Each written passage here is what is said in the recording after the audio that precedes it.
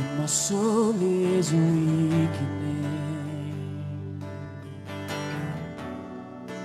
and my strength is failing.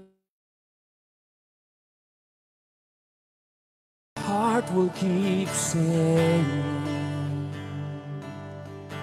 still I believe your goodness I will see,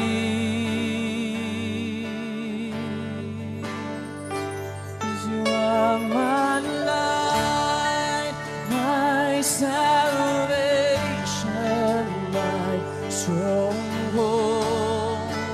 I won't be afraid. You keep me safe in your dwelling. Trouble comes, my heart won't fear, 'cause you are my Lord.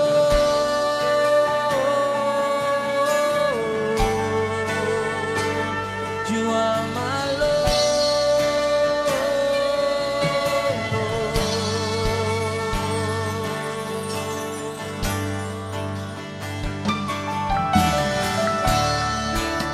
I wait on you, God. I'll be strong and will take heart. Again, I'll wait on you, God. Still I believe your goodness I will see. I will see. You are my light, my salvation, my stronghold. I won't be afraid. You keep me safe in your dwelling. Trouble comes, my heart won't fear, 'cause you are my light, my salvation, my stronghold. I won't be afraid.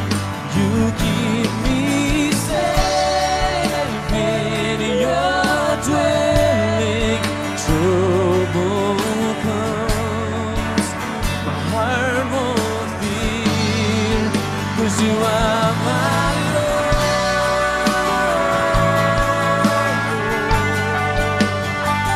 You are my Lord.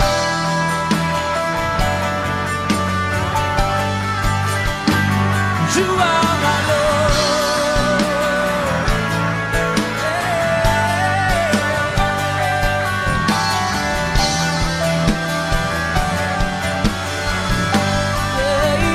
One thing I ask, I seek of you, Lord, that I may dwell in your house all the days of my life.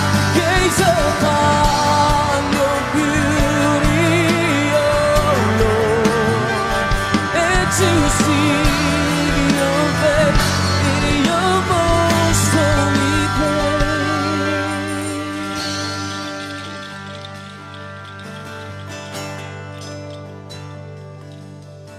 Still I believe your goodness I will see.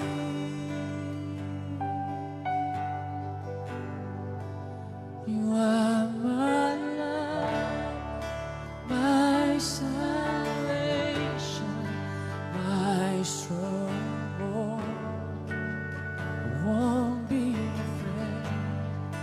You keep me in your dwelling. Trouble comes, heart won't fear. A blessed morning po sa ating lahat. Kamusta na po tayo? Sa nakalipas na mga araw, kinaharap natin ang isa sa mga pagsubok na lalong nagpatibay sa atin. Sa pagdaan ng bagyo sa ating lugar, maraming sa atin ang nakaramdam ng takot, ng pangamba, ngunit sa ganitong pagkakataon din naman, mas higit na dapat tayong magtiwala sa ating Panginoon. Sapagkat siya po ang may hawak ng lahat. Higit siyang makapangyarihan sa anumang dumadaan at daraan pa na pagsubok sa ating buhay. Remember that He allows everything to happen because He has a purpose. Maaring sa iba ay hindi natin alam kung ano yung kadahilanan niya, kung bakit nangyayari ang mga bagay na to. Pero isa lang po yung lagi niyang sinasabi at pinapa-remind sa atin.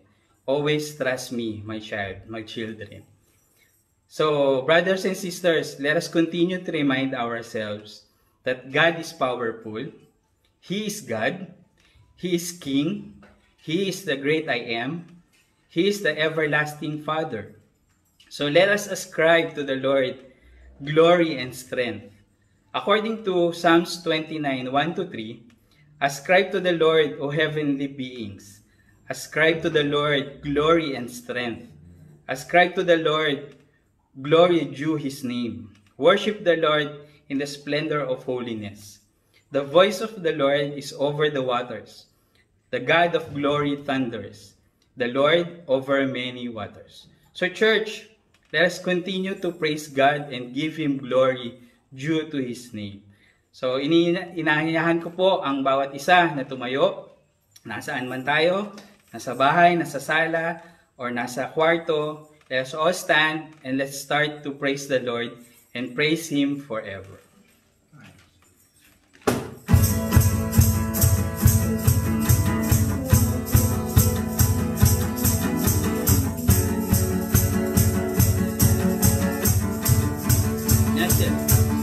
Praising the stars above, galaxies all in motion, praising the thunder clouds, ringing throughout the heavens, from every mountain top to every wild ocean.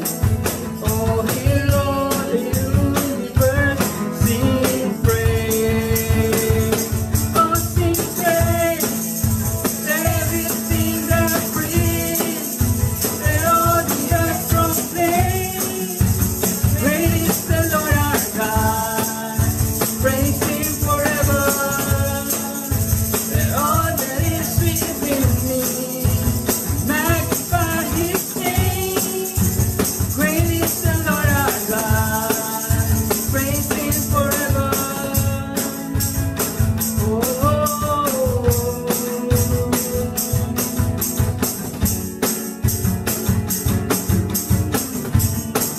Praise Him. Praise Him, your beating heart. Sing to the life He's given. Praise Him, your rescue one. Join in the sound of heaven. From every mountain side to every wild ocean. Oh, hear all the universe sing praise. Oh, sing praise. Let everything that breathes, let all the earth proclaim. Great is the Lord our God. Praise Him forever. Let all that is within me magnify His name. Great is the Lord our God. Praise Him forever. Let's declare this. Hear the holy roar, hear the anthem run in the house of God. All creation cry. Hear the holy roar, hear the anthem run in the house of God. All creation cry. Oh, sing praise. Let everything that breathes, let all the earth proclaim.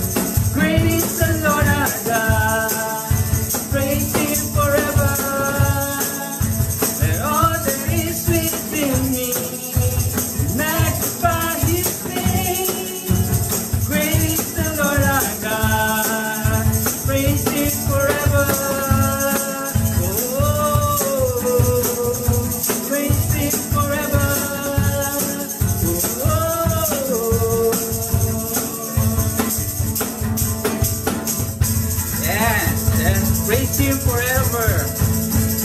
Thank you, Lord. Let's continue to declare how great is our God. His majesty, His power. Surely God is great.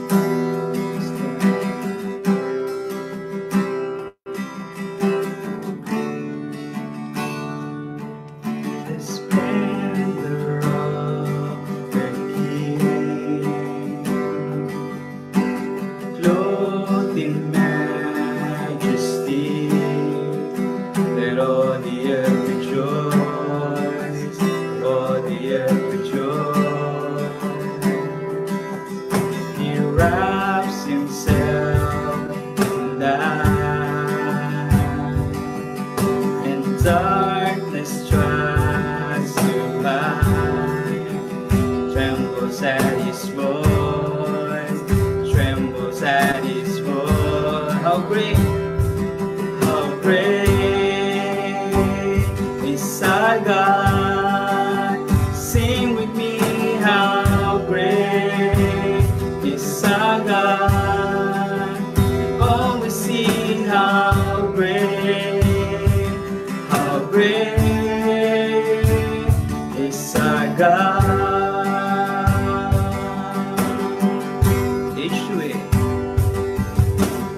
Age to age we stand, and time is in His hand, beginning at the end, beginning at the end.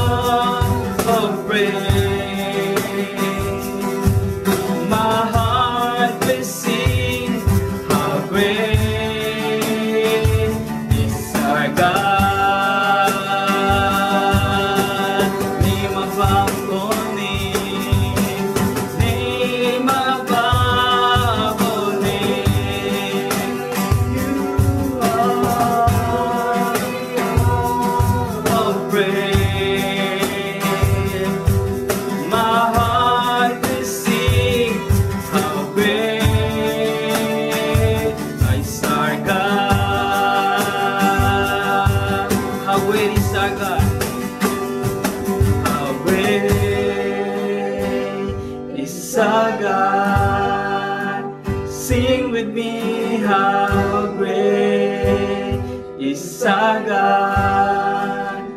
Oh, we see how great is our God. Let's continue to declare. How great is our God. Sing with me, how great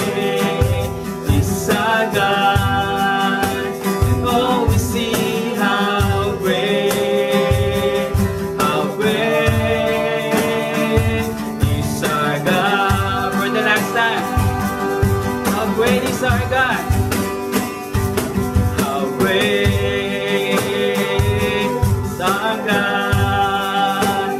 Sing with me how great is our God. And all we see how great is our God.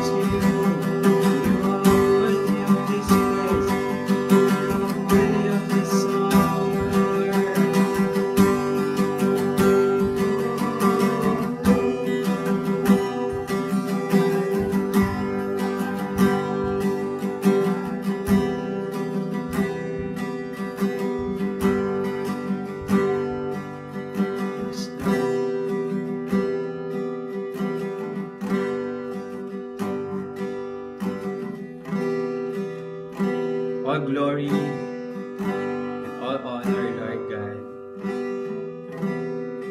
is due to your name, Father.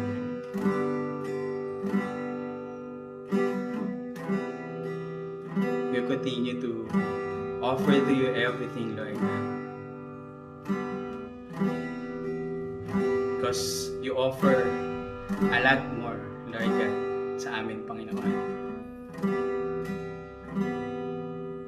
This life that we have ay galing sa inyo, Father. Everything that we have, Lord God, right now, alam namin, Panginoon, ay galing sa inyo, Father. You allow everything to happen, Lord God, in our life,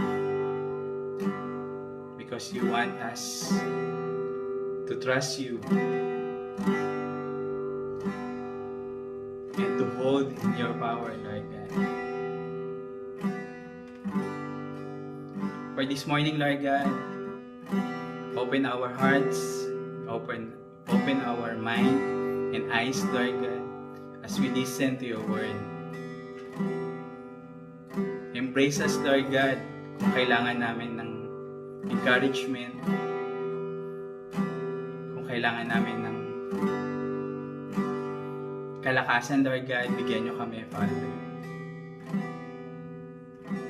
Marami na pong nangyari sa buhay namin. Hindi lang po itong week na to, kundi nakaraang week, even the past days, Lord God, ng life namin. Maaring napapagod na kami, Panginoon, dun sa mga hindi magagandang nangyayari sa buhay namin. But you always encourage us. You always embrace us, Lord God, with your love. At yun yung nagpapatayo sa amin para ipagpatuloy yung laban namin. Nakasama kayo, Panginoon. Maraming salamat, Lord, for your love, your unfailing love, Lord God, that always embrace us, Lord God. May we will continue to declare how great you are, Lord God. Hindi lang sa oras na to, hindi lang sa araw na to, kundi every day in our life, we will declare your greatness, your power, and we will give you honor, Lord God, with the life that you have given us, Lord God. Continue to be with us, Lord God. Continue to guide us, and even continue to teach us, Lord God, mga kailangan naming matutunan pa. And remind us, Lord God, that your love will never fail, Lord God. And you will never leave us nor forsake us, Lord God. And we thank you for that. Thank you for who you are, Lord God. We praise you for who you are. Samahan niyo kami sa araw na ito, Panginoon. At sa inyo lamang ang papuri, sa inyo lamang ang pasasalamat, sa inyo lamang ang pagdakila. Lahat ng ito ay binabalik namin na may papurit pa salamat sa matamis na pangalan ni Jesus. Amen.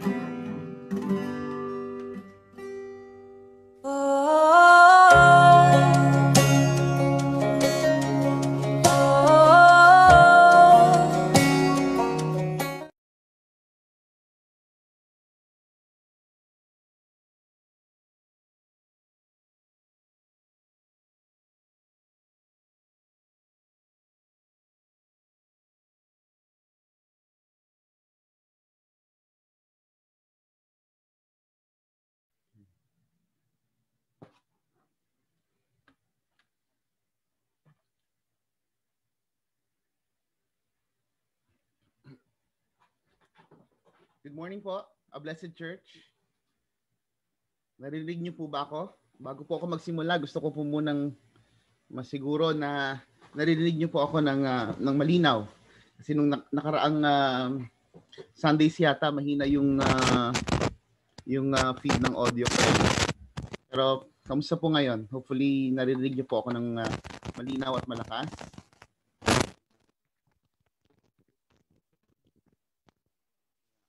Church page. Dali lang po.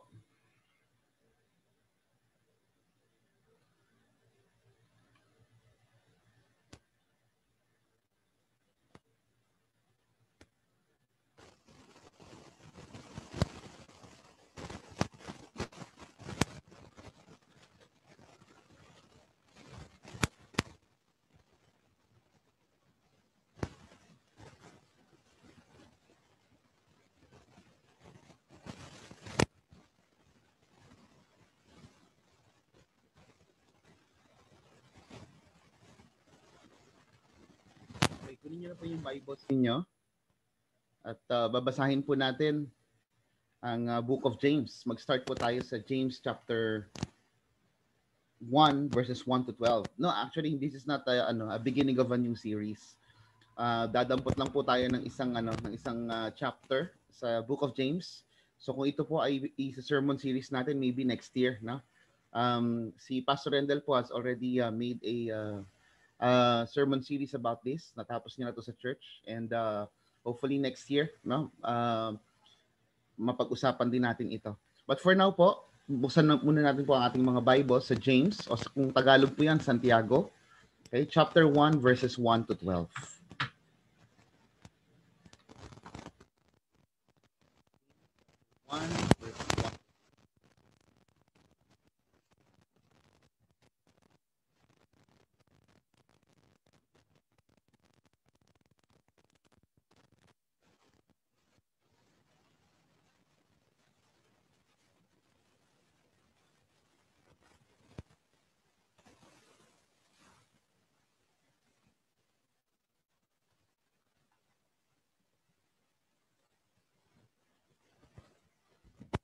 Okay. Let's start. Sorry po sa delay. Buksan po natin yung Bible natin, James chapter 1 verses 1 to 12.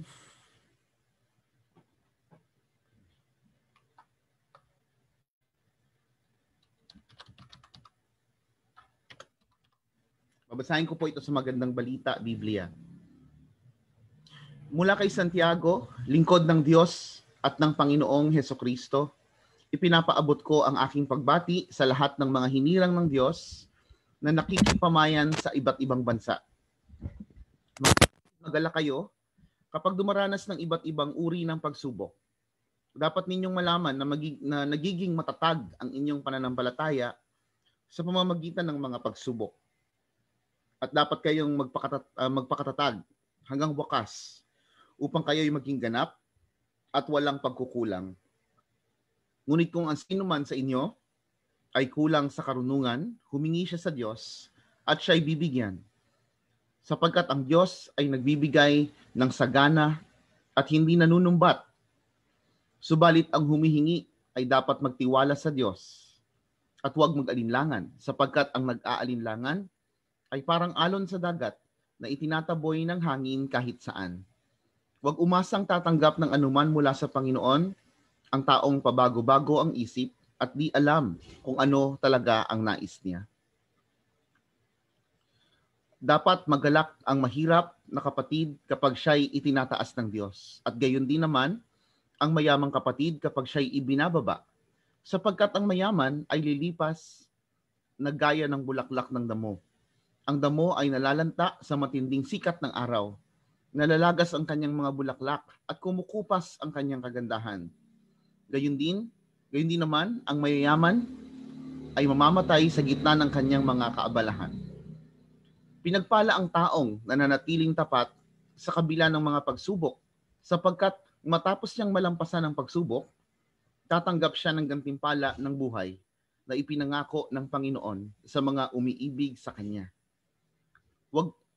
Verse 12 na pala yan. Okay? Pagpalain po ng Panginoon ang pagkabasa ng Kanyang salita. Sama-sama po tayong manalangin. Idulog na rin po natin yung ating mga kababayan na naapektuhan na sa lanta po ng bagyo. No? So, let's go. Let's pray. Panginoon, ngayong umaga, Lord, magkakahiwalay man, Panginoon, lumalapit po kami sa iyo ng sama-sama, Lord, sa Espiritu. Iisa po ang aming hangarin, Panginoon. Iyon ay ikaw ay may malugod ngayong araw na ito. Maitaas ang iyong pangalan. Mapakinggan ang iyong mensahe, Panginoon. Ikaw lamang po ang bida sa araw na ito. At sa bawat araw. At magpakailanman, Panginoon, ikaw po ay mananatiling Diyos. Diyos na perpekto sa kaalaman, perpekto sa karunungan, perpekto sa kalakasan, perpekto sa pag-ibig. Hindi man po namin nauunawaan, Lord God, lahat ng mga bagay na nagaganap sa aming buhay. Makapagtitiwala kami, Panginoon, sa iyong karunungan at habag. Lord, hindi po lingid sa inyo, Panginoon, ang sinapit ng aming mga kababayan, particularly, Lord, sa Cagayan, Tuguegarao, Marikina, Isabela, Panginoon, at sa iba pang panig, Lord God, kung saan sila po ay talagang matinding nasalanta, Panginoon, ng bagyo. Lord, we pray for these people that you rescue them.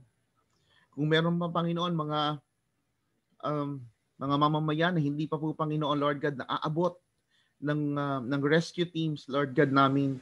We pray, Lord God, na sila po, Panginoon, ay makita, sila po, Panginoon, ay mailigtas, Lord, sa kanilang kondisyon. Lord, we pray, Lord, na matugunan po ang kanilang mga basic needs, Lord God, sa kabila ng nangyari sa kanila, Panginoon. We pray, Lord God, for an overflow, Lord God, of help, Lord God, na dumaloy, Panginoon, at makarating, Lord God, sa mga kababayan naming nangangailangan at this point. And Lord, we as a church, Lord, we ask for this privilege, Lord God, of also contributing, Lord God, not only in prayer, Lord God, but also in contributing, Lord God, for their needs. Direct us, Lord God, to the right people para kami, Panginoon, Lord God, ay makatulong. And at the same time, oh God, as we do this, Lord God, may it bring you glory, Lord God. Ngayong umaga, Panginoon, ibinababa, Panginoon, namin sa iyo ang aming mga sarili, Lord God, dahil yun po ang aming dapat na kinalalagyan. We are not above you. We are under you, and that's the safest place we could ever be. That's the safest place we could ever be during a storm, during crisis, during sufferings and trials. The safest place we could ever be is at the feet of our Savior and Lord, who cares deeply about us, who loves us deeply, who gave Himself for us. Sa umagang ito, Panginoon, sakupin niyo po, Lord God, ng lubusan ng aming puso't isipan. Ipinagkakaloob namin sa iyo ito, ibinibigay namin sa iyo, itinutuon namin sa iyo, Lord, ang aming mga atensyon. Dahil ikaw po ang nararapat dito, Panginoon. Malugod ka po sa aming pakikinig. Palakasin niyo po kami. Yakapin niyo po kami, Panginoon, Lord God. At mangusap ka po sa amin. Ito po ang aming samot dalangin, Panginoon. Sa pangalan ni Jesus. Amen. Okay. Itong pandemic na ito, no, naging pagpapala sa atin sa maraming kaparaanan na dahil po sa ating sitwasyon, nakapag-aral tayo ng mga mahahalagang bagay, ano? Nagkaroon po tayo ng magagandang kaalaman, mahalagang kaalaman na nakatulong po sa ating mga spiritual life. Madami-dami na po tayong natalakay, Lord, natalakay sa ating mga sermon series, di po ba? Sa ating mga weekday Bible studies. Sa araw na ito, magpapahinga po muna tayong saglit, okay? Medyo gagawin nating light ang usapan natin ngayon. But still, with that expectation na ang salita ng Diyos ay makapangyarihan at may kakayahan na tayo ay baguhin, may kakayahan na tayo ay palakasin.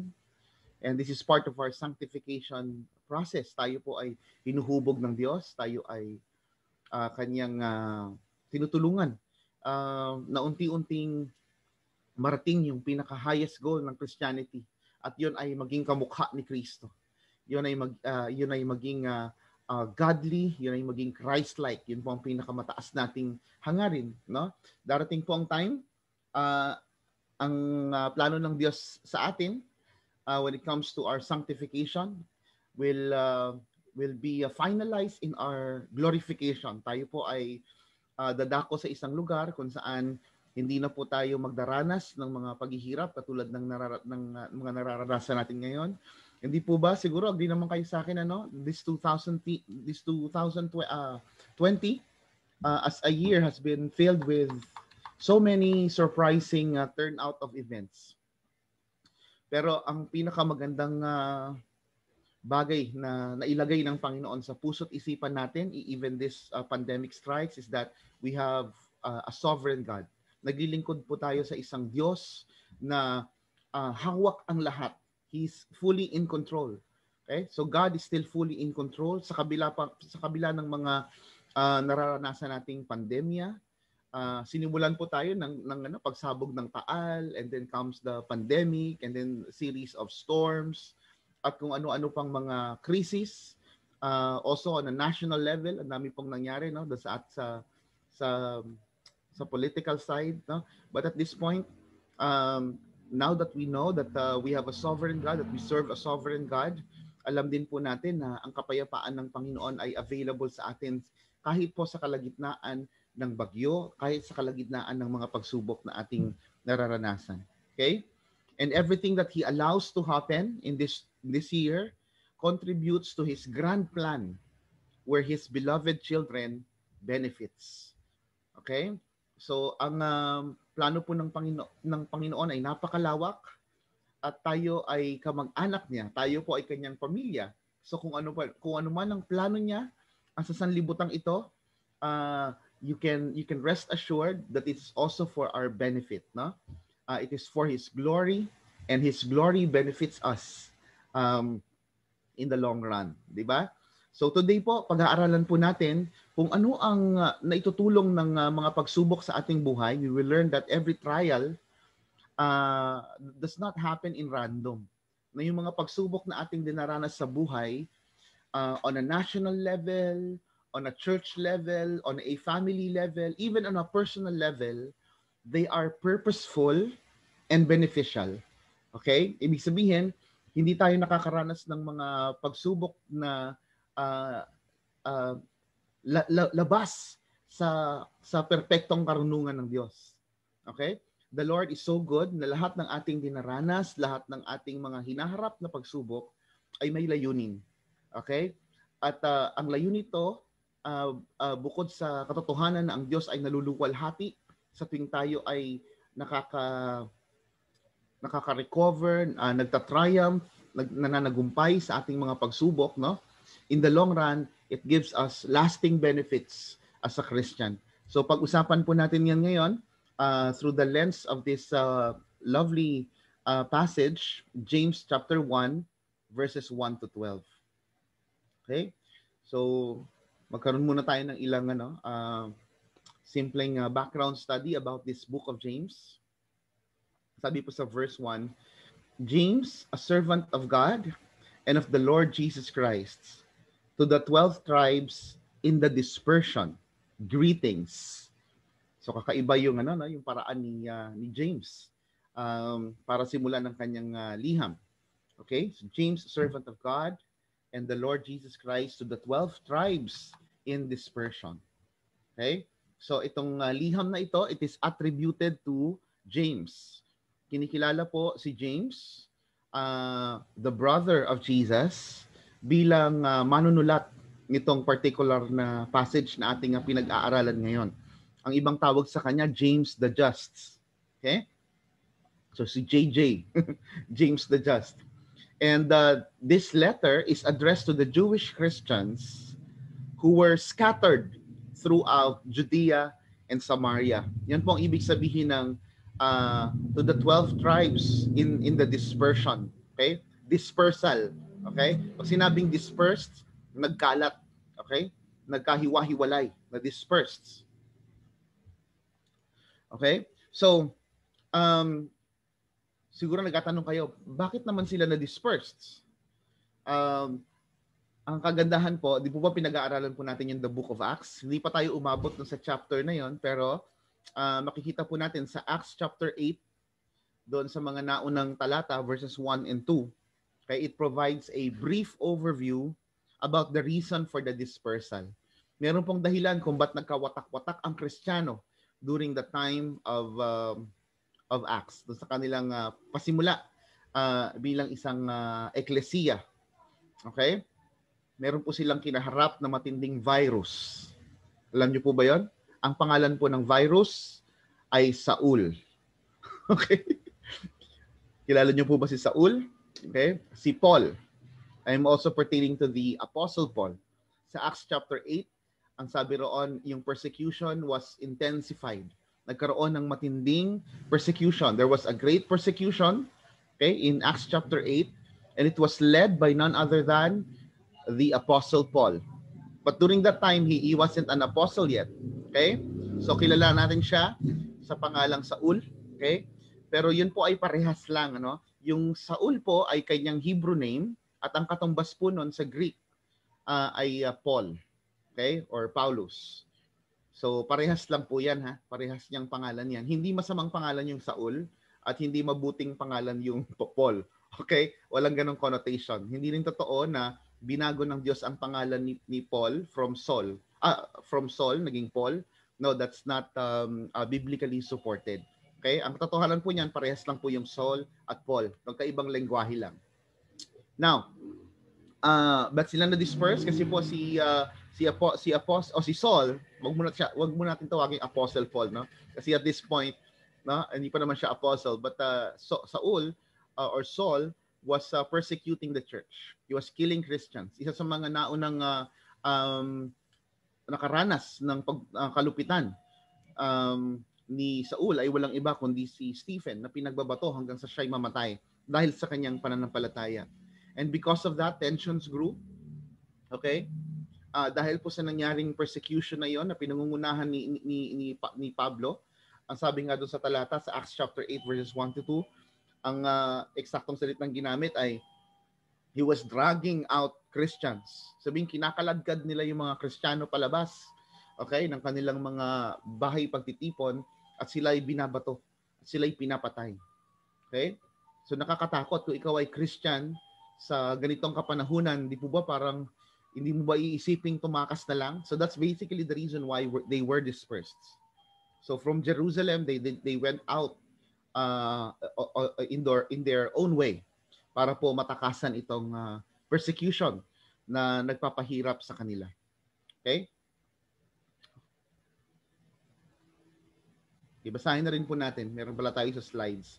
Ang sabi sa Acts chapter 8 verses 1 to 2, and Saul was there giving approval of Stephen's death.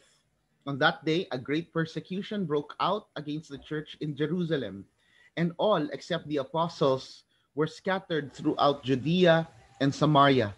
God-fearing men buried Stephen and mourned deeply over him, but Saul began to destroy the church. Going from house to house, he dragged off men and women and put them in prison. So kinulong, no? There were great persecution sa pangunguna po ni Pablo noong mga panahong yon. And this is only the beginning of intensified persecution in the lives of early Christians. Kasi few years later, ang makikita po natin sa kasaysayan, they were fed to the dogs. Yung tinatawag po na Circus of Nero under Roman Emperor Nero, sila po ay talagang nakaranas ng matinding pagmamalupit, okay, o kalupitan. Sila po ay pinapakain sa mga aso for the sake of entertainment. Ang mga Kristiyano po during the time ay ginagawang human torch para ilawan ang garden ni Emperor Nero. Okay? Isa po sa mga pinagmulan ng mga pangyayaring ito ay yung nangyaring panununog, okay, sa bayan nila, at itong si Emperor Nero, isinisi niya itong pangyayaring ito sa mga Kristiyano. Okay, so basically the emperor hates Christians, and that's understandable. I mean, not reasonable definitely, but when I say understandable, in the context of how the emperor thinks of himself. Kapag ikaw ay emperor, ang tingin mo sa sarili mo ay Diyos. Okay? So ikaw ay isang hari, and at the same time, you look at yourself as a God. So kapag merong mga tao na mayroong ibang sinasamba, na mayroong ibang dinadakila maliban sa iyo bilang emperor, talagang magkakaroon ka ng matinding galit sa iyong puso. Yun ay pangmalaking pang-insulto na itinuturing ng mga emperor. That's why nagkaroon ng matinding persecution. Okay? Ginamit ito ng kaaway para wasakin ang iglesia. Okay? But as we know, as the persecution grew, lalo namang tumatatag ang mga Kristiyano at lalo pang napapalawig ang Kristyanismo. Naisip niyo ba, mga kapatid, bakit nga kaya ganun, ano? Siguro meron kayong mga kamag-anak o kaibigan na naging Kristiyano sa mga close countries. Kunyari sa Arab nations, doon sila naging Christian. Tapos doon sa Arab nation, dahil nga close country, bawal ang Christianity roon, kapag sila nagwo-worship, nagtatago po sila. Okay? Ibig sabihin, hindi known yung kanilang location. They were not worshiping in public kasi hindi pwedeng malaman ng gobyerno. Okay? Pero it turned out, yung mga Kristiyano na nagsuko ng buhay sa Panginoon, nung sila ay nandoon sa ganong klaseng sitwasyon, it turns out sila pa yung nagiging mas matatag na Kristiyano, no? Why? Kasi po pinagtibay sila ng kanilang sitwasyon, pinagtibay sila ng kanilang kondisyon. Okay? Isipin po ninyo 'yon, every Lord's Day service nila, itinataya po nila ang kanilang buhay, thinking na baka merong isang spy dito na parang si Saul noong panahon ng Acts. Ang tawag po sa mga Arab nations ay mutawa. Ito po yung mga religious police, na kapag ikaw nahuli ka ng mga religious police, talagang pwede kang ikukulong ka, pwede kang ipa-deport, pwede kang hagupitin, hindi po ba? So can you imagine these Christians sacrificing their life, no? Their lives are threatened every worship service. Pero sa kabila nung banta sa kanilang buhay, pinagpapatuloy nila yung kanilang pananambahan. Hindi po ba? So dapat magkaroon sa atin ng malakas na dating, no? Kung paano nating itinuturing itong araw na ito? Is this really Lord's Day for us? Now, if it's Lord's Day, then we must really contemplate seriously kung para saan ito gagamitin. Hindi po ba? We have brethren in other parts of the world who are worshiping despite the threat over their lives. So, ito pong si James, as the author of this book, the author of this letter, intends to educate his fellow Christians about sufferings and trials. So, ito po ay prelude. Okay? So, hindi ko alam kung meron ng idea si James doon sa mga paparating. Meron ba siyang prophetic knowledge doon sa mga paparating na pagsubok na darating sa kanila bilang mga Christian? We do not know that. But one thing we know, okay? The Lord is preparing His people towards the things that they would experience. Okay? They can never left them unprepared. They can never, He can never left them unprepared. He can never left them ignorant about what's going to take place. Few years after this passage sa Acts chapter 8. Okay? Now, pag-usapan po natin the truth about trials. Ano po bang mga katotohanan ang sinasabi sa atin ni James patungkol sa mga pagsubok? Okay?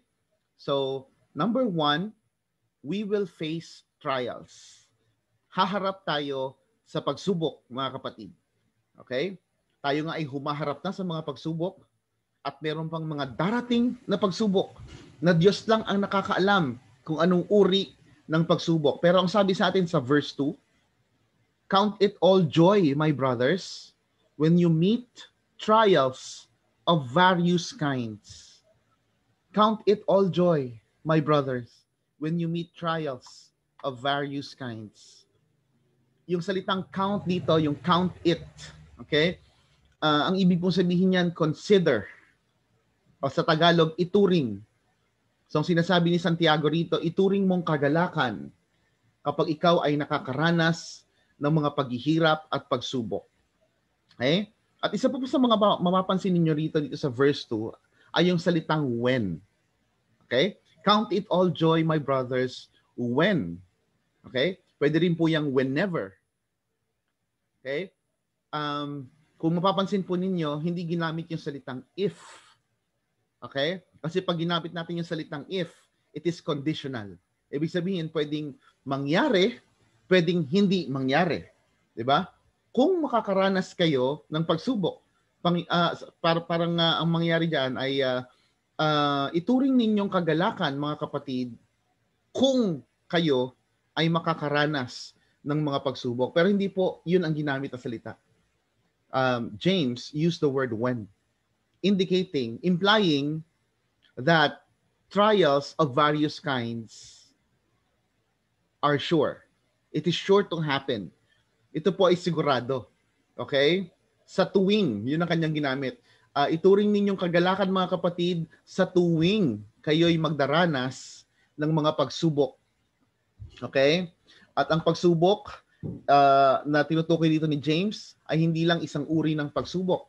Ang sabi niya sa verse 2, of various kinds. Ang ibig sabihin, iba't ibang pagsubok.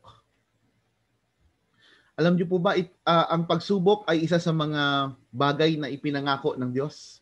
Ibig sabihin, mismong si Jesus ay nagsabi sa atin na tayo ay magdaranas ng mga pagsubok. Even Jesus talked about it. Okay? Hindi sinabi ni Jesus na maari kayong makaranas ng pagsubok or pwede kayong magdanas ng pagsubok. Ang sabi niya, you will experience troubles. We see that in John 16, verse 33. Ang sabi ni Jesus, here on earth, you will have many trials and sorrows. Here on earth. Ang sarap mapakinggan yung salitang here on earth. Okay? Buti na lang hindi sinabi ni Jesus Christ that here on heaven and earth. No?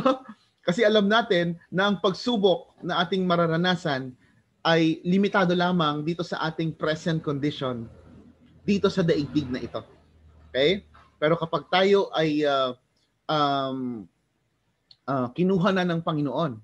Kapag tayo ay niyakap na ng Panginoon, palayo sa daigdig na ito, okay, there will no longer be any trials and sorrows. Okay? But here on earth, habang ikaw ay naririto pa sa lupa, ang sabi ni Jesus, you will have many trials and sorrows. Hindi niya sinabing you might have or you may have. Ang ginamit niya, you will. Ibig sabihin, tiyak na ikaw ay magdaranas ng pagsubok. Hindi lang basta pagsubok, okay? Hindi lang mga pasakit. Ang sabi rito, many trials and sorrows. Palagay ko naman, alam na alam niyo yan. Because every day of our lives, no, nakakaranas tayo ng mga iba't ibang uri ng pagsubok. So anong ginagawa po ni James dito sa talatang ito? At ano pong ginawa ni Jesus Christ sa John 16:33? Ang ginagawa po nila ay sinisiguro nila na tayo ay hindi ignorante sa katotohanan ng buhay. Tayo ay inihahanda patungkol sa katotohanan na tayo ay magdaranas po ng mga paghihirap. Na ang buhay Kristiyano ay hindi puro comfort. Na ang buhay Kristiyano ay hindi bat-bat ng convenience. Okay? Kapag po tayo ay merong mga anak, para sa mga parents dyan, I think you could relate with me, no? This may not be the perfect illustration, no? Pero karaniwan po sa ating mga magulang na ihanda yung ating mga anak sa mga bagay na siguradong paparating, hindi po ba? For example po, kapag lalaki, responsibilidad ko bilang ama na ihanda yung aking binata, no? O yung aking nagbibinata na anak sa circumcision. Kasi tayo as Filipino people, no, that's something inevitable para sa mga kalalakihan. Dadanas siya ng circumcision sa kanyang buhay. So ako po nung dumako yung aking pangalawang anak doon sa ganong bagay, I had to prepare him. Kailangan ko siyang i-kondisyon, no? Weeks before that surgery, kailangan kong ihanda yung kanyang pag-iisip patungkol sa bagay na ito. Di po ba? Kasi hindi yun may iwasan. At ayokong maranasan niya yon nang hindi siya handa. At gayon na rin naman po kapag ang anak niyo naman ay babae at ikaw ay nanay, responsibilidad mo na ihanda siya dun sa paparating na kanyang menstrual period. Hindi po ba? And in the same way, kapag naman po tayo ay nag-gym, halimbawa, kayo po ba ngayon po sarado ang gym, ano? Pero yung iba sa inyo na mga conscious sa kanilang health, kanilang figures, di ba? So bahagi ng buhay ng ilang mga kababayan natin yung pumunta sa gym.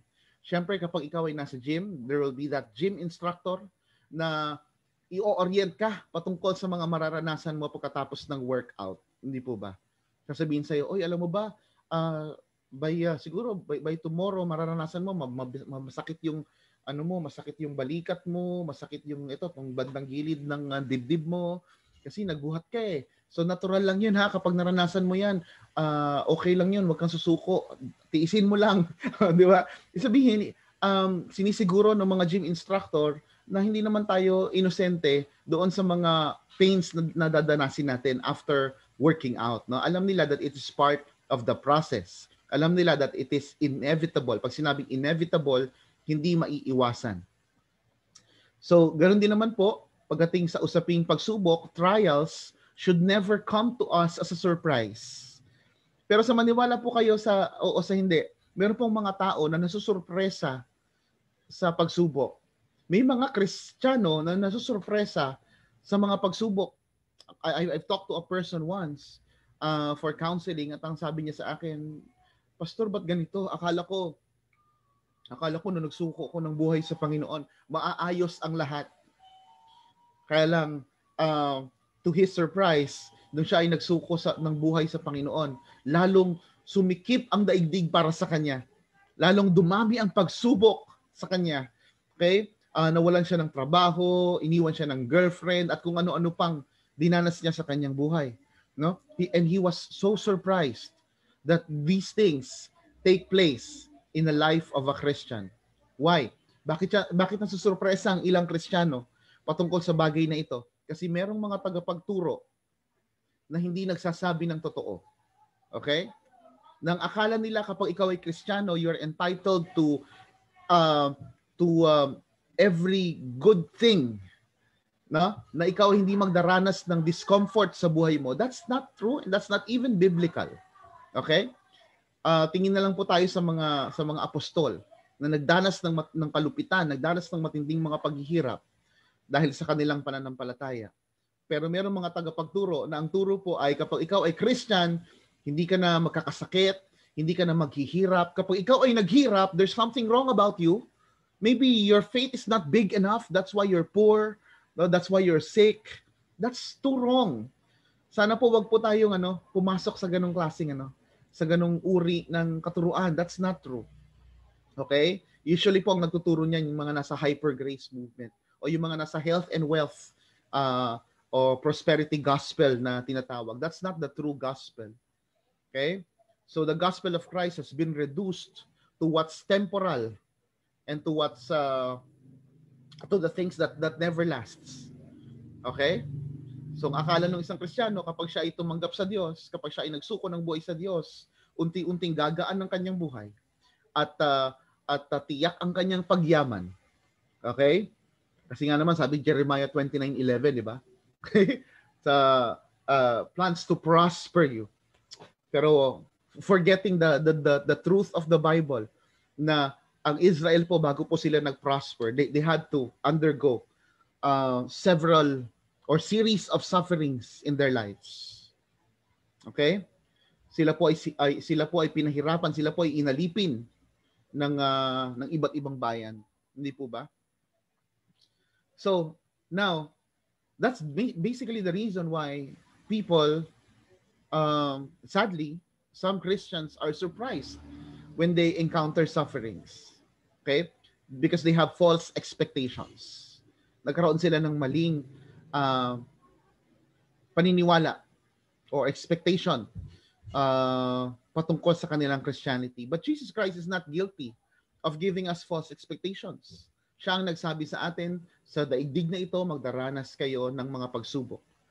In fact, sinabi rin ni Jesus Christ, you will be hated because of me. Okay? Taliwas dun sa turo na hindi pa Kristiyano ka, wala kang kaaway. Kapag Kristiyano ka, walang galit sa'yo. Okay? But actually, maraming galit sa atin. Okay? This morning, I was browsing through my Facebook, and then I saw there a comment from Rafi Tulfo, no, na nagagalit sa mga tao na ginagamit daw ang Biblia against the LGBT community. Okay? Denying the truth about what the Bible tells about such topic, no? Point is, we will be hated, and this hate will intensify, mga kapatid. Okay? Kasi as you tell the truth, you will be accused of being hateful.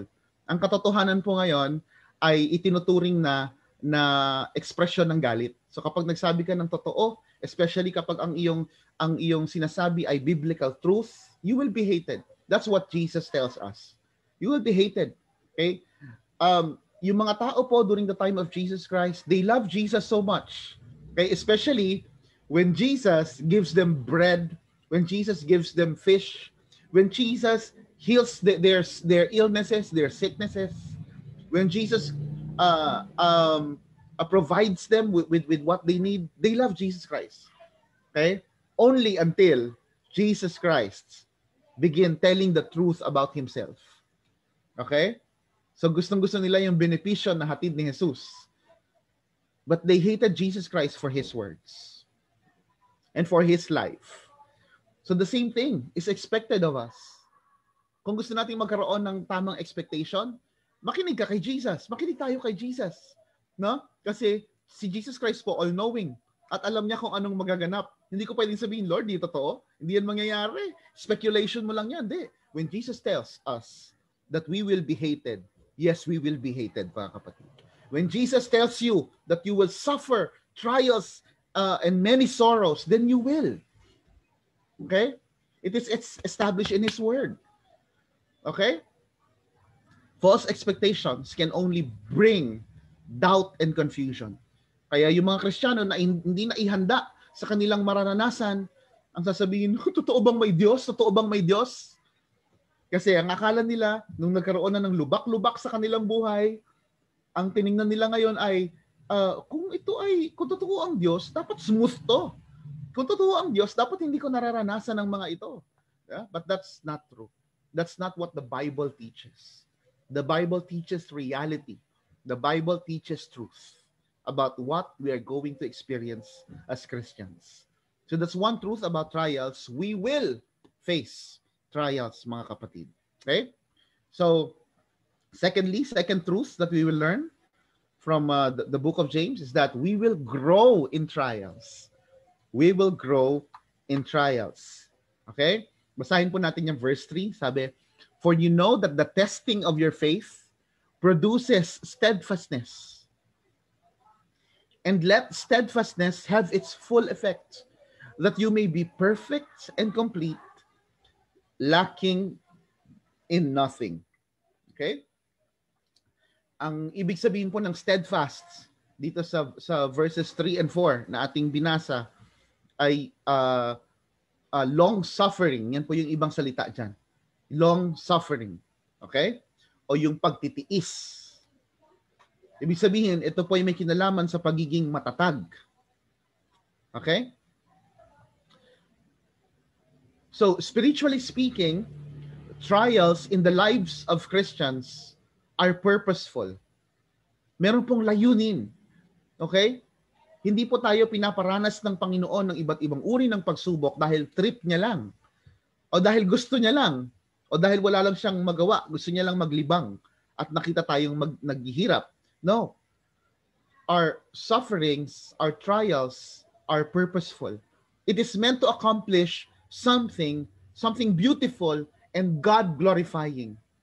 Okay? At ito po ang dahilan kung bakit sinasabi sa atin ni James, to count it as joy. Ituring mo itong kagalakan kapag ikaw ay nagdanas ng pagsubok. Why? Because your trial has a purpose.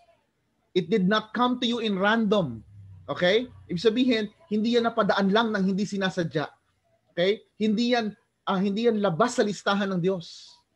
Yan ay dumaan sa buhay mo dahil yan ang eksaktong kinakailangan mo sa tagpong ito. And if you believe that the Lord is truly wise and truly loving, then you don't have to worry about anything. Okay? So balik po tayo sa gym.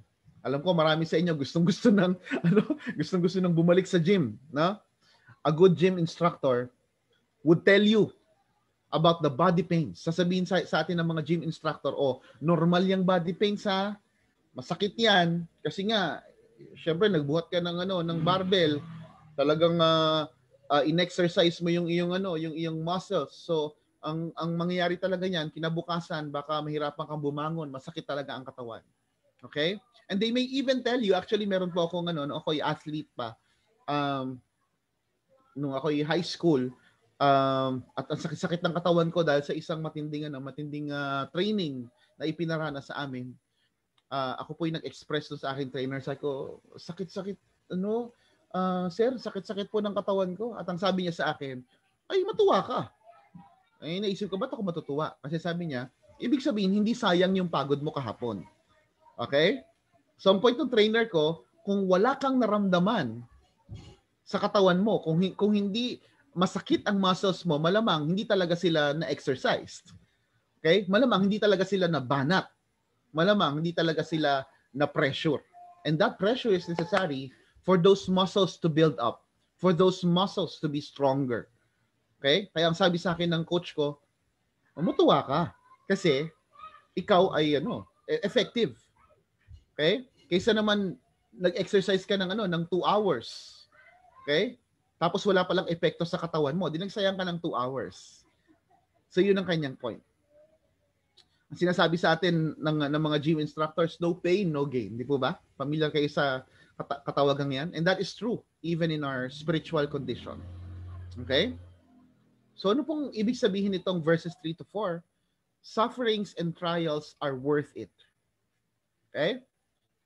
It is worth it.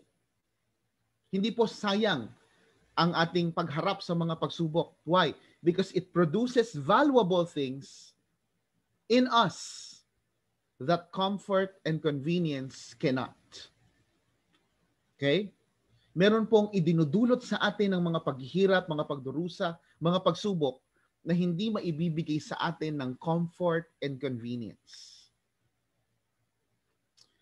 Napansin po ba ninyo na hindi naman para sa maling pagkukumpara, no? Pero technically, yung mga tao na lumaki sa hirap, lumaki sa matinding pressure ng buhay nila, no? Ito yung mga taong hindi mareklamo. Samantalang meron pong ilang mga tao, no, na halimbawa nag-brown out lang ng 2 araw at nawala ang wifi, no? Hindi na mapakali. Parang gumuho na ang kanilang buong buhay dahil nag-brown out ng 2 araw, 'di ba? Pero para sa mga kababayan natin, para sa mga tao na dumanas ng normalidad ng brownout, especially during the 80s, 'di ba?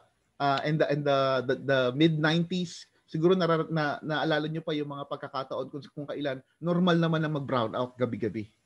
'Di ba? Normal ang magpaypay. Normal ang gumamit ng gasera. Okay? At walang wifi. Ang alam lang natin magkwentuhan, okay? O kaya mag-brick game, 'di po ba? At kung ano-ano pang ginagawa natin para mairaos yung mga tagpong iyon, no? Pero sa mga tao na nakaranas ng sobrang comfort sa kanilang buhay, na napaka-convenient ng buhay, it turns out sila yung bumibigay. Sila yung gumi-give up, no? Why? Because yung mga sufferings and trials na naranasan ng isang tao, it is accomplishing something really great and valuable sa kanilang mga sarili. And in this case, ang sabi sa atin ng Bible, it produces steadfastness. It produces endurance. It produces that long suffering. So it builds up our character. So mga kapatid, yung mga trials natin, it is part of the process. Bahagi ito ng proseso. But it was never the end point. Okay? Hindi tayo nabubuhay para maghirap. Okay? Nabubuhay tayo, bagamat tayo nagdaranas ng hirap, tayo ay dumadaan lamang po sa paghihirap. Ito po ay pinagdadaanan lamang natin at hindi natin gustong panirahan ng habang panahon. There's an end point to all this. The Bible is very clear that this will not always be the case for Christians. Na darating ang tagpo kung saan papahirin ng Diyos ang luha sa iyong mata because there will be no more pains and sufferings. Okay? So mayroong pangako ang Diyos patungkol dito. So anong ibig sabihin? Ang ating mga pagsubok, it is only temporary. It is only temporary, yet the result is lasting. Naintindihan po natin? So, pansamantala lamang po ang ating mga pagsubok, pero ang ibinubungang pagpapala nito sa ating mga buhay ay pangmatagalan. So mga kapatid, lagi natin tatandaan, a butterfly don't just happen. Okay? Ang isang paru-paro po ay hindi lang basta-basta naging paru-paro ng ganun-ganun na lang. It has to go through a series of painful processes. Okay? Especially po pag dumating siya doon sa stage ng siya ay dinudurog na doon sa loob ng cocoon. From being a caterpillar that crawls, no? And to that cocoon stage, alam niyo po kung ano nangyayari sa loob ng cocoon? Okay? Yung katawan po ng caterpillar ay nire-refine. Ito po ay dinudurog. Ito po ay tinatransform into something new. Okay? It is being torn apart. Hanggang sa ito po ay lumabas sa kanyang cocoon. Meron pong experiment na ginawa ang isang tao. Ang ginawa niya, tinulungan niya yung butterfly na makalabas ng madali doon sa butas ng cocoon. Okay? Ginupit niya po yung opening para hindi mahirapan yung butterfly. At ang kanyang natuklasan, nakalabas yung butterfly pero hindi po makalipad yung butterfly. Why? Because that suffering, that struggle is part of the process. And it is meant to build up something in us. It is meant to make us stronger. Yun po ang katotohanan sa bagay na yan. So trials, kapatid, are not meant to destroy us, but to build us up as better people. Kaya kung babalikan po natin yung Acts chapter 8 na binasa natin kanina, Saul was destroying the church. But instead of being destroyed, ano pong nangyari sa church? When they were dispersed, no? When they suffered tremendous persecutions, ang iglesia po ay patuloy na lumakas at patuloy na lumaganap. Hindi po tayo pinipigilan ng sufferings and trials, no? It is meant to accomplish growth in us. It is not meant to stop us. Yung pagsubok na pinagdadaanan mo kapatid ngayon, it is not meant to stop you. But it is meant to accomplish a significant purpose in your life. It is meant to make you stronger. It is meant to make you wiser and to be a better person, a better Christian. Okay? May kaparaanan ng Diyos para tayo po ay sanayin at hubugin. So it equips us of everything that we need to live victoriously. Kaya wala po tayong pagsubok na dinaranas na sayang. So halimbawa, tayo po ay nakaranas ng kakapusan sa ating buhay. Tayo po ay dumanas po ng matinding kawalan. Wala po tayong mahugot. Tayo po ay kinailangang mangutang. Kinailangan po tayong dumanas ng matinding hirap, no? Pero out of that experience, natuto po tayong mag-manage ng ating mga resources. Natuto po tayong maging good steward ng ating mga resources. At ano pa, na-discover natin na meron pala tayong magaling pala tayong magbenta. Meron pala tayong skills. Meron palang mga husay sa ating mga sarili na pwede nating gamitin. Na hindi lang natatap, hindi natin nagagamit kasi hindi natin alam na meron tayong ganoon until we are pressured, until we face trials and sorrows. Okay? Merong pinipiga ang pagsubok mula sa atin. So it is meant to accomplish growth in our lives. Okay? So that's the truth about trials. We will face trials and we will grow in trials. Let's go to the second point. What we gain from trials. So, bukod dun sa certainty na binigay sa atin ni James, binigyan din po tayo ng mga specifics about the benefits of facing trials. Na? We see this in verses 5 to 11. Number 1, godly wisdom. Godly wisdom. Sabi sa verses 5 to 8, if any of you lacks wisdom, let him ask God, who gives generously to all without reproach, and it will be given him.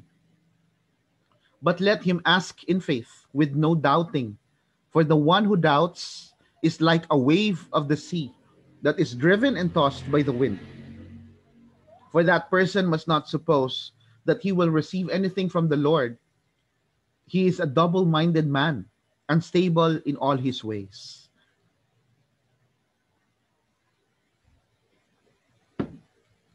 So sinasabi sa atin ng Panginoon dito, okay, kapag tayo ay kinulang o nangailangan ng karunungan, yung karunungan na kinakailangan natin ay available sa atin. We just have to ask. So that's the right prayer. Lord, tulungan mo ko, Lord. Bigyan mo ko ng wisdom kung paano itong malalagpasan. Kung wala ka sa buhay ko, hindi ko po kaya ito, Lord God. Let your wisdom be upon me. Yun ang ating panalangin. Yun ang panalangin ng isang Kristiyano kapag siya'y dumaranas ng pagsubok. Okay? At ang sabi rito, God gives generously to all without reproach. So, itong kagandahan sa Diyos, kapag siya'y nagbibigay, hindi siya nanunumbat. Okay? So, hindi niya sasabihin sa atin, ano naman yan? Ang problema ka na naman. Iniistorbo mo na naman ako. Hindi gano'n. Okay? O, nakailang hingi ka na, ha? No. Ang sinasabi rito, He gives generously to all without reproach. Ipinapakita sa atin ng Diyos na kagalakan sa Kanya ang gabayan tayo. Okay? Kagalakan sa Kanya ang maging gabay para sa atin. Okay? And it will be given Him. Ibig sabihin, ipinangako ng Diyos na kapag kailangan natin ng karunungan, sigurado, tiyak na tayo'y Kanyang bibigyan. Hindi niya ito ipagkakait sa atin. Ano po ba ang wisdom? Okay? Wisdom, according po sa Christian Bible reference, is the ability to judge correctly and to follow the best course of action based on knowledge and understanding. So pag sinabi nating wisdom, okay, ito raw yung kakayahan natin na magpasya at lakaran kung ano ang tama. Okay? Batay doon sa ating kaalaman at pagkaunawa. That is wisdom. Okay? And when we talk about godly wisdom, ang sabi rito, Proverbs 9:10, the fear of the Lord is the foundation, or in other translation, the beginning of wisdom. Okay? So, when facing trials, mga kapatid, Christians are called to ask for wisdom. Kapag tayo dumaranas ng pagsubok, ang sinasabi sa atin ng Diyos, humingi ka ng karunungan. Okay? That is to acknowledge your lack. That is to acknowledge, Lord, hindi ko to kaya mag-isa, Panginoon. Kailangan ko ng karunungan mo. Ang hinihingi natin, hindi escape. No? Kadalasan, di po ba normal naman po sa atin, kapag may dumarating na bagyo, ang gusto natin, Lord, wag sanang matuloy. Di ba? Kaya lang, in God's perfect wisdom, minsan hindi niya tayo pinagbibigyan. Minsan pinagbibigyan niya tayo, lumilihis ang bagyo, pero may mga pagkakataon na hinahayaan niyang maranasan natin ang bagyo. No? I'm talking about yung literal na bagyo. No? Kamakailan, marami pong namatay. Ang ibig sabihin nito, sadista ang Diyos? Well, mga kapatid, we ought to understand, no, that God owns life. Okay? And in one way or the other, actually sooner or later, kinakailangan pong kunin ang lahat ng buhay natin. Okay? Ibig sabihin, ako po ay mamamatay din someday. Lahat po tayo ay mamamatay sa iba't ibang kaparaanan. So ang Panginoon, hindi problema sa Kanya na kumuha ng buhay. Why? Una-una, ito po ay Kanyang pagmamayari. Pangalawa, kaya niyang i-resurrect ang tao. And there will be resurrection, hindi po ba? Kapag tayo ay namatay, darating ang panahon na tayo'y muling bubuhayin. So it is not a problem with God, no? Kung ang isang karanasan sa buhay natin ay magdulot ng kamatayan physical. Okay? Ang kagandahan sa atin bilang mga Kristiyano, when we die, okay? We are certain of a life that's waiting. Hindi po ba? So, ang point ay, as much as we always want to escape, we always want to ask the Lord, Lord, ayoko niyan, ayokong mangyari yan.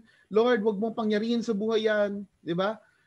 Sometimes the Lord, in His perfect wisdom, allows us to experience certain things that we don't like. Yan po ang katotohanan ng buhay. Hindi po ba? Pero kung naniniwala tayo na mahal niya tayo, naniniwala tayo na siya'y makapangyarihan, then yung ating takot ay na i-convert into trusts, into faith towards Him. No? So instead of just praying for an escape, the best prayer or the best request that we can talk to the Lord about is wisdom. No? Lord, hindi ko alam kung paanong lalagpasan ang bagay na ito. Nandito na to, itong pagsubok na ito. Tulungan mo na lang ako, Panginoon. Tulungan niyo po ako.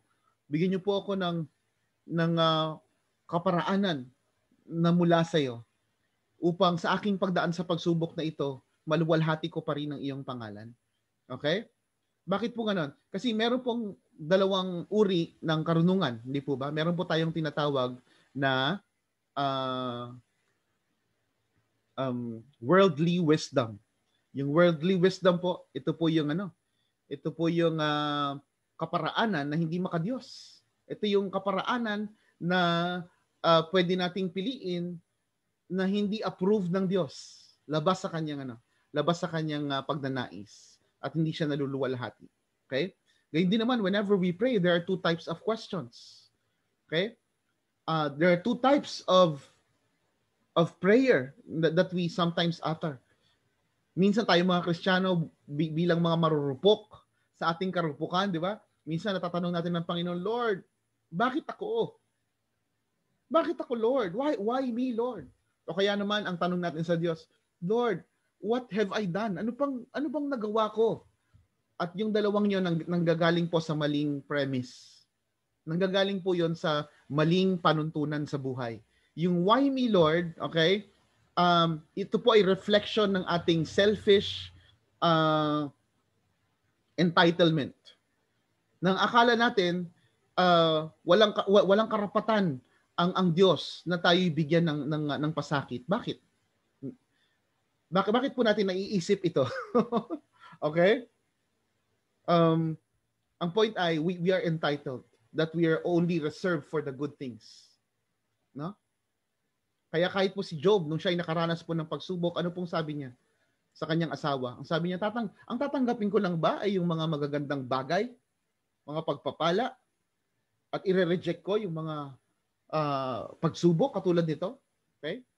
So, Job knows that he is not, as a human being, he is not entitled to the good things in life. Hindi po ba? We are living by grace. Na lahat po ng comfort, convenience, blessing, everything that's good in your life is given by grace. Ibig sabihin, lahat ng mayroon tayo, hindi natin pwedeng sabihin karapat dapat tayo rito. I deserve this. No. We deserve nothing but death, mga kapatid. We deserve nothing but hell. But God is so gracious. He has granted us not just spiritual blessings, but even material blessings. Kaya kapag tayo tumitingin po sa ating mga kasangkapan, sa ating mga resources, look at your car, look at your house, look at your bank account, look at your health, look at everything you have, look at every good thing that you have, and say to the Lord, Lord, I have this by grace. I do not deserve this. So kapag nandoon po tayo sa tamang pagpananaw sa ating mga sarili, we will never ask the Lord, Lord, why me? No? Sinong gusto natin? No? Ang sasabihin natin kasunod dyan, Lord, bakit ako? Bakit hindi na lang yung masasama? No? Nakalimutan natin na tayo ay masama rin. No? That comes from a wrong premise. Gayun na rin po yung, what have I done, Lord? Lord, anong ginawa ko para parusahan mo ko ng ganito? Maling premise po yun. Yun po ay maling pagkaunawa patungkol sa mga pagsubok. Ang akala natin kapag tayo ay sinusubok, kapag tayo ay nakakaranas ng mga paghihirap, ang isip kaagad natin pinaparusahan tayo ng Diyos. No? Ang tingin kaagad natin pinaparusahan tayo ng Diyos. Let's go back to Job. Ano pong nangyari sa kanya? He was upright. He was called blameless. Not because he's perfect, no, but God sees him, no, as favorable. He receives favor from the Lord. But his righteousness, his good deeds never spared him from sufferings, mga kapatid. The Apostle Paul, okay, compared to us, did very well ministerially, di po ba? Did very well in his Christian life. But it did not spare him from sufferings. In fact, he died a terrible death. No? According to tradition, siya po ay pinugutan ng ulo. The same goes for the Apostle Peter. The same goes for all the apostles. So, what have I done, Lord? What have they done to suffer persecution? Nothing. No? They were just busy glorifying the Lord. But then they still suffered. So kapag inisip mo, Lord, anong nagawa ko? Ba't ako nakakaranas nito? Ba't mo ko pinaparusahan? That comes from a wrong premise. That your suffering and trial is produced by sin. Okay? Although may ganun din ha, mayroong pagdisiplina ang Panginoon. Meron tayong mga dinaranas sa buhay natin kasi gusto tayong disiplinahin ng Panginoon. Mga consequences. No? But also, we must understand that sufferings and trials is not always a reflection of disobedience. In fact, Christians suffer because of their faithful obedience to the Lord. Okay? So instead of asking, why me, Lord? Or what have I done, Lord, whenever we face trials, ang magandang sabihin natin sa Panginoon, Lord, what can I learn from this? Panginoon, mahirap ito, Lord. Sobrang hirap dito, Lord. Hindi ko kaya mag-isa to. Pero anong gusto mong ipaunawa sa akin sa pamamagitan ng pagsubok na ito? What can I learn from this? Kung ikaw ay binitray, kung ikaw ay nagdanas ng kalupitan sa iyong mga dating kaibigan o kakilala, then Lord, what can I learn from this? Then you learn to protect yourself from people who only intends for your harm, or who only intends to harm you, di ba? Kapag ikaw naman ay na broken-hearted, iniwan ka ng iyong minamahal, no? Then at least you possess that wisdom, no? Better wisdom to assess things out, no? So maraming ginagawa sa atin, no? That's the best question we can ask the Lord. Lord, what can I learn from this? What do you want to tell me through this trial? So mga kapatid, God is glorified whenever we overcome challenges. Kaya po hindi niya pinagkakait ang karunungan. Kasi kasama po siya sa ating buhay. Hindi siya hiwalay sa ating mga pagsubok. Our victories are testimonies of His love and power. Kaya kung merong nagagalak kapag ikaw ay nananagumpay, ang pinakaunang nagagalak, first and foremost, is your Father in heaven. God glorifies in your triumph. Okay? So, since He is glorified in your triumph, He is also willing, more than willing, to provide you with the wisdom that you need in order to endure, in order to live victoriously. Kaya po, reasonable sa atin, makatwiran para sa atin na maniwala that God will grant us wisdom that we need. Kaya hindi niya po ito ipinagkakait. Okay? So, marami po sa atin, we want to be back in shape. At kung tayo po ay nagnanais na matanggal yung ating mga tiyan, yung ating mga excess baggages sa ating katawan, di po ba? There's always that temptation to resort to shortcuts. Di ba? Laging merong tukso na, meron ka bang alam na pills dyan o gamot dyan? Paano ko magpapayat? Yung hindi ako may hirapan. Yan ang gusto natin, di ba? Gusto nating ma-accomplish yung isang bagay labas sa konsepto ng paghihirap. Hindi po ba? There's always that temptation to go to shortcuts. There's always a temptation to skip the natural process. Okay? At yun po yung tinatawag nating worldly wisdom. The world also offers that brand of wisdom. Okay? Yung madaling solusyon, band-aid solution.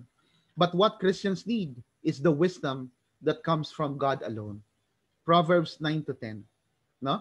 Kung tayo ay pipili ng options para malagpasan ang ating mga pagsubok, para mapagtagumpayan ang ating mga pagsubok, let those options, let those means be God-glorifying. Why? Because that's what godly wisdom entails. No? The fear of God is the foundation of wisdom. Yung mataas na paggalang sa Panginoon ang naghahatid sa atin sa isang pamumuhay na may karunungan. Okay? Now, what else do we gain from trials aside from godly wisdom? We also gain proper perspective. Proper perspective. Verses 9-11. Let the lowly brother boast in his exaltation and the rich in his humiliation. Because like a flower of the grass, he will pass away. For the sun rises with its scorching heat and withers the grass. Its flower falls and its beauty perishes. So also will the rich man fade away in the midst of his pursuits. Medyo malalim po, no? Pag-usapan po natin yan. Yung perspective po na tinutukoy natin, pag sinabi natin perspective, sa Tagalog po, pananaw. It is how we view or see things. Halimbawa po, itong basong ito, di po ba? Yung classic illustration ng perspective ay, ano ang tingin mo sa tubig na nasa loob ng basong ito? Ito po ba ay half empty or half filled? Di po ba? So, it depends on your perspective. Okay? Kung paano mong tinitingnan ang mga bagay-bagay. Okay? At sa tagpong ito, binigyan po tayo ng paradox ni James. Pag sinabi nating paradox, ito po ay self-contradictory statement. Ito po ay parang magkataliwas na konsepto na pinagsama sa isang pahayag. So kapag sinabi po halimbawa ni Jesus nung pinag-aralan natin ng mga nakaraan, di po ba? Ang sabi, blessed are the poor in spirit, di ba? Ang tanong natin, paano naging blessed yung poor in spirit, di ba? Parang magkataliwas yung kanyang idea. And James is also giving us the same thing here. It's a paradox. Ang tinutukoy niya po yung exaltation of the poor. Okay? At yung humiliation of the rich. Okay? Ang sinasabi niya, kapag ikaw ay na-exalt, ikaw na mahirap na Kristiyano, kapag ikaw ay in-exalt ng Panginoon, be glad. Okay? At ikaw naman mayaman, kapag ikaw ay binaba ng Panginoon, kapag binawasan ng Diyos ang iyong yaman, kapag ibinaba ka ng Diyos sa isang posisyon, sa isang kondisyon, magalak ka. So, ang sinasabi dito ni James, regardless of your condition, whether you are poor or rich, and whatever you experience in life, still be steadfast, be joyful. Okay? Yung mayaman tsaka mahirap, they are both being encouraged to be steadfast. Why? Because none of their status and possessions are permanent. Okay? Ang sinasabi ni James, you are poor today, but you will never be poor always. Okay? Kapag ikaw Kristiyano, maaring ikaw ay mahirap ngayon, pero hindi ka habang panahong mahirap. So kung hindi ka man magdanas ng matiwasay na buhay dito sa daigdig, okay lang yun kapatid, kasi for all eternity you are set for prosperity. Okay? In the presence of our Almighty God. So yun ang sinasabi, konting tiis na lang mga kapatid. Ang mga buhay naman natin ay parang kandila na nauupos. At darating ang time, gagraduate tayo sa daigdig na ito. Di po ba? So kung hindi itulot ng Diyos na tayo ay maging masagana sa buhay na ito, okay lang yun. May naghihintay na kasaganaan sa'yo sa kanyang piling. Di po ba? At gayon din naman, ang sabi niya sa mga mayaman, ikaw naman mayaman, kapag naman ikaw ay naghirap, okay, magalak ka pa rin. Magpakatatag ka pa rin. Okay? Kasi wala ka naman talagang kayamanan na permanente. Okay? Yung kayamanan mo dito sa daigdig ay para dito lang sa daigdig na ito. Okay? So, ang ibig sabihin, sinasabi sa atin ni James, yung iyong katuwaan, yung iyong kasiyahan, yung iyong katatagan, hindi dapat nakatali sa kung anumang meron ka o sa kung anumang wala ka. Naintindihan po natin? So, our experiences, our conditions, our status in life, our possessions in life, never dictates who we are. Never dictates what we are supposed to feel, and never dictates our perspective about who we are in Christ. Yun po ang sinasabi dito ng talata. Okay? Lasting joy is not found on temporal matters. Kapag po tayo kapit na kapit sa ating mga possessions, na parang ayaw na nating mawala, na sobrang halaga nito, na hindi ka mabubuhay nang wala ito, yakap na yakap tayo. Okay? At inilagak natin ang buong puso natin sa mga material at temporal na mga bagay, we will be disappointed sooner or later. Why? Because those things, these material things that we enjoy here on earth are only temporal. And they do not have the capacity to grant us lasting joy. Okay? Kaya ang totoong masaya, yung mga nakatuon ang isipan, ang pananaw, doon sa mga bagay na inihanda ng Diyos sa kanila throughout all eternity, for all eternity. So James is telling us both the poor and the rich will experience trials. Hindi exempted ang mga mayayaman sa pagsubok, mga kapatid. Okay? Mayaman ka, mahirap ka, meron kang set of trials that you would have to face. You will experience sufferings regardless of your status in life.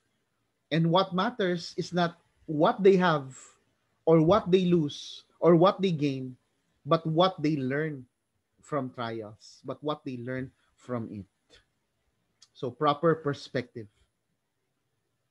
So, kapag po tayo nag-gym, balik po tayo sa gym, okay?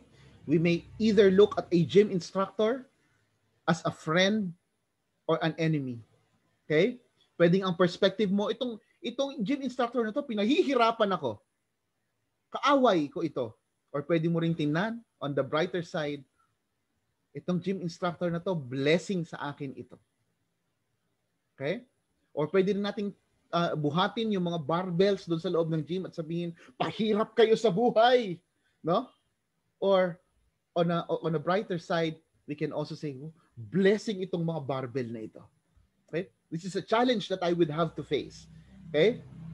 Pero ito'y magbubunga ng pagkagagandang bagay sa akin bilang isang Kristiyano. So we can either look at that as a burden or as a blessing. Our perspective matters, mga kapatid. Our perspective matters. So what do we gain from trials? We gain godly wisdom. Okay?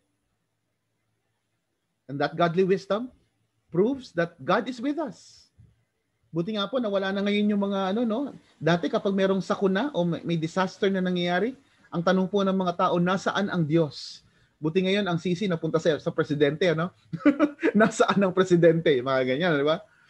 Pero kung ang tanong po, nasaan ang Diyos? Meron din pong sagot ang Biblia doon. Nasaan ang Diyos? Nasaan ang Diyos noong nakaranas ng bagyo ang mga apostol habang sila'y nasa loob ng bangka at humahampas ang malakas na hangin habang sila'y patungo sa Galilee. Habang sila'y naglalakbay sa Sea of Galilee. Nasaan ang Diyos? Nandoon po sa bangka, kalmado, natutulog. Okay?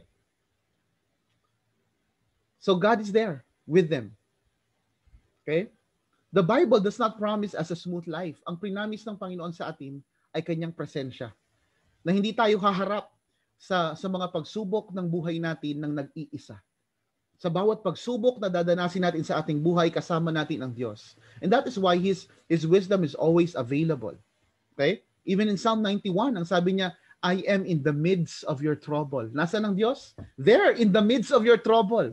He will never leave us in that trouble. No, He's with you while you are journeying, while you are facing those challenges. God is with you. The Lord's presence abides as we abide in Him. No? So, sa verse 12, ano pong sabi? Blessed is the man who remains steadfast under trial. For when he has stood the test, he will receive the crown of life, which God has promised to those who love Him. Ano pong pangako? There's that crown of life. May pinangako ang Diyos para sa mga tao na nananahan sa pangako ng Diyos. So those who persevere and remain steadfast in trials are blessed. Bakit po daw blessed itong mga taong naninindigan at nag-endure sa kanilang mga paghihirap? Why? Because they are guaranteed hope. Meron pong pag-asa na tiyak na naghihintay sa bawat isa sa atin. Why? Kasi ang pinanggalingan po ng pangako ay tapat na Diyos. He who promised is faithful. So mga kapatid, I may not specifically aware about the things that you are experiencing right now. Life may be hard. There can be losses, there can be pain, and sometimes you want to give up. May mga pagkakataon na gusto mo lang tumigil, na ayaw mo na. No? Pero kapatid, may katiyakan ang pag-asang naghihintay sa'yo. But we are assured with all that promises in the Bible that there's a good life waiting for all of us. Meron pong naghihintay sa atin. Okay? Again, our pains, our sufferings, our trials, it is never meant to be the end. It is only meant to be part of the process as we await for that promise, as we await for that hope that God grants us as believers. So mga kapatid, you will never have your best life now, that's for sure. Pero po kasing libro written by Joel Osteen na ang title po ay Best Life Now. No. For Christians, your best life is not now. Okay? Your best life awaits in eternity. Okay? Your best life here is never the best life that God intended for you. Nothing can be better than the reward of life waiting for those who will endure trials of this world. So, ang sinasabi sa atin ng Panginoon ngayon, mga kapatid, be steadfast. Okay? Maging mapagtiis. Maging matatag. Stay firm. Stand the tests. Why? Because there is a guaranteed prize waiting for you. Ang daming tao handang pumila para matikman ang bagong milk tea sa lipunan. Di po ba? Nung nauso ang Jayco, pipila ng pagkahaba-haba, matikman lang ang Jayco Donuts. Okay? Kamakailan nung nag-brown out, pipila ng pagkahaba-haba para lang makakuha ng tubig sa poso. Pero mga kapatid, yung inilaan na gantimpala sa atin ng Panginoon ay higit pa sa Jayco Donuts. At higit pa yon sa pinaka bagong milk tea in town, no? Higit pa yon sa tubig na iniluluwal ng poso. No, that is incomparable, no? Doon sa gantimpala na naghihintay sa atin bilang mga anak ng Diyos. Hindi ka ba pipila? Hindi mo ba i-endure ang heat? Hindi mo ba i-endure ang pressure, mga kapatid? Lalo't lalo na kung alam mo na habang ikaw ay nakapila, habang ikaw ay naiinitan ng araw, habang ikaw ay naghihirap, habang ikaw ay nagdudusa, kasama mo si Jesus sa iyong mga pinagdadaanan. At available ang kanyang karunungan para ikaw ay tulungan. We have all the reason to hope. We have all the reason to face these trials in the perspective of victory because of God. Let's all pray, mga kapatid. Lord, we thank you for this moment. Panginoon, salamat po, Lord, sa iyong salita. Na nagpaalala sa amin, Lord, kung gaano kami kapalad, na meron kaming Diyos, na hindi kami iniiwan, na merong Diyos na alam ang kanyang ginagawa. Meron kaming Diyos who is fully in control of our trials, of our sufferings. We have a God who is in control of nature. We have a God who can command nature. We have a God who is in full control of demons. We have a God who is in full control of everything, Lord God, on this earth, because you are sovereign. And we have a God who loves us so dearly. We have a God who will never leave us nor forsake us. We have the God Almighty. We have the God who is rich in wisdom, rich in mercy, rich in everything that we will ever need. Panginoon, tulungan niyo po kami magtiwala at dalangin, Panginoon, namin na lahat ng pagsubok na ito na aming dinaranas, Panginoon, ay maisuko namin sa iyo. Bigyan mo kami, Lord God, ng karunungan at tamang perspektibo sa pagharap ng mga ito, Panginoon. Salamat, Lord, dahil walang permanenteng bagyo. Salamat, Panginoon, dahil kami, Lord, ay nakatakdang managumpay sa lahat ng mga pagsubok na aming nararanasan. Lord, I pray for my brothers and sisters. Some of them may be experiencing financial difficulties, emotional struggles, physical infirmities, Lord God, illnesses, sickness. Lord, touch their lives, Lord, in a very special way. Lord, grant them, Lord God, what they need. Grant them endurance, Lord. Grant them the grace, Lord God, to overcome. Lord, grant them rest. Bless their lives. And let their victory be a testimony, Lord God, to this world, that indeed our Father never leaves us. We are victorious in Christ. We are more than conquerors. That's what you say in your word, Lord God. And we are assured of that promise. Promise of hope. Promise of a better life, Lord God. We give you all glory and praise. In the mighty name of Jesus alone. Amen.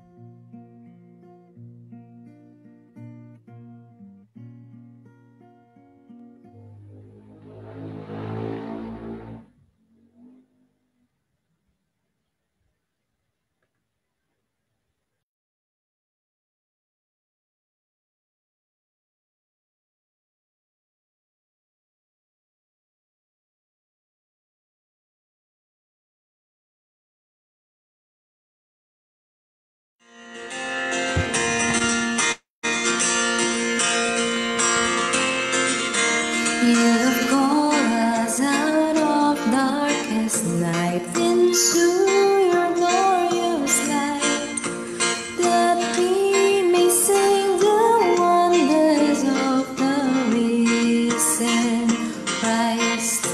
May our every breath we tell the grace that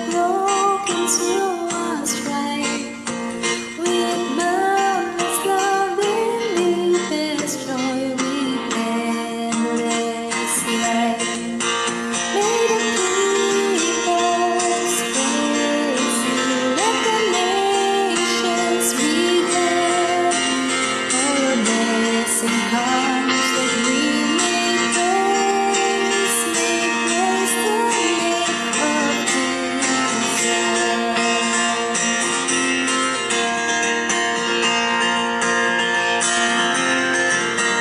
All the earth is yours and all within, each promise is your own.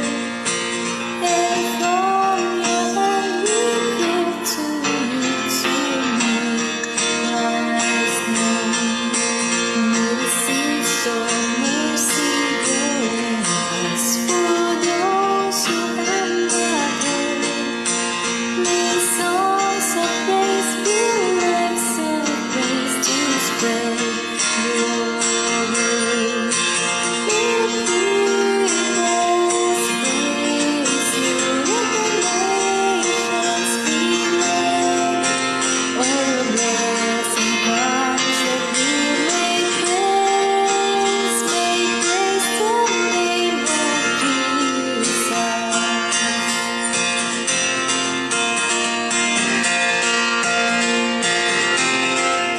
This is our holy privilege to declare your presence and your name to every nation, tribe, and tongue. Your church proclaim. May the peoples praise you, let the nations be glad. All your blessings come so we may praise the name of Jesus.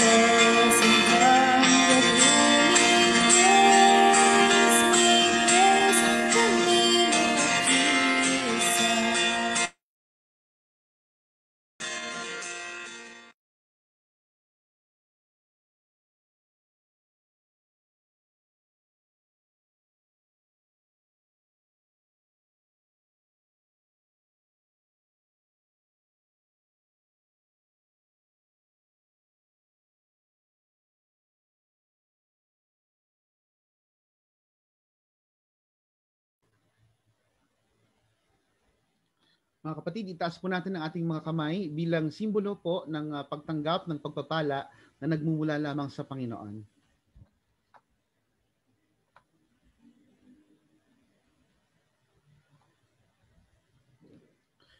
Sa Kanya na makapag-iingat sa inyo upang hindi kayo magkasala at makakapagharap sa inyo ng walang kapintasan at may malaking kagalakan sa Kanyang kaluwalhatian sa iisang Diyos na ating tagapagligtas sa pamamagitan ni Hesukristo na Panginoon natin. Sa Kanya ang kaluwalhatian, kadakilaan, kapamahalaan at kapangyarihan mula pa noong una, ngayon at magpakailanman. Amen. Purihin po ang Panginoon. Manatili po tayo sa ilang mahahalagang announcements.